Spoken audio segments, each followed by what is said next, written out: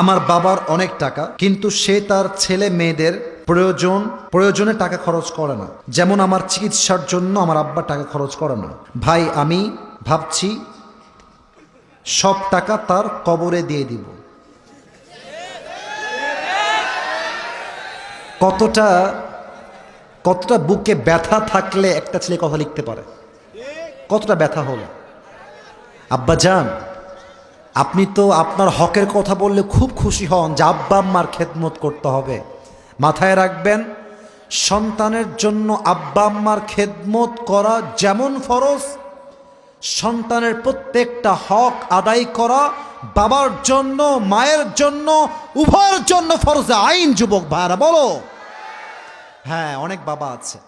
আমার এখনো মনে আছে, আমি আলহামদুলিল্লাহ আপনাদের দোয়া ভালোবাসা, আমি এই ছোট্টবেলায় কোরআনের হাফেজ হয়েছি আলহামদুলিল্লাহ।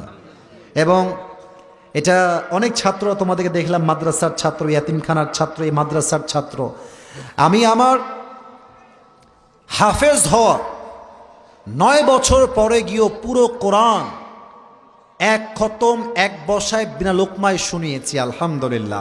শো অফ না, বোঝাবার স্বার্থে বলছি। এখন বলবেন হুজুর, ওই কথার সঙ্গে এই কথার সম্পর্ক কোথায়? সম্পর্ক আছে।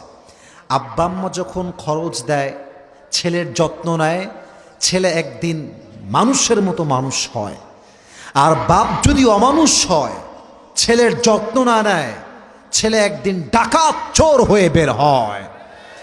এবং আপনি আপনার সন্তানকে আজকে খরচ দিচ্ছেন না আব্বা জান, একদিন আপনার ছেলে নিজের পায়ে দাঁড়াবে, একদিন সে জিরো থেকে হিরো হবে, একদিন তার চাকরি হবে, একদিন তার বড় ব্যবসা হবে। আজকে আপনি আপনার ছেলেকে সামর্থ্য থাকা সত্ত্বেও খরচ দিচ্ছেন না। আপনার ছেলে বড় হলে আপনাকে বৃদ্ধাশ্রমে রেখে আসবে। আপনি মানুষের মতো মানুষ হন, তাকে তার হাত খরচ দেন। হতে পারে আপনার সন্তানকে আল্লাহ তাআলা মিজানুর রহমান আজহারি হুজুরের মতো আলেম হিসেবে কবুল করতে পারে। ঠিক কিনা বলে? আল্লাহ আমার প্রিয় আব্বাজানকে এই যে বসো বসো, আব্বাজানদেরকে বোঝার তৌফিক দান করুক। পড়েন সবাই আমিন।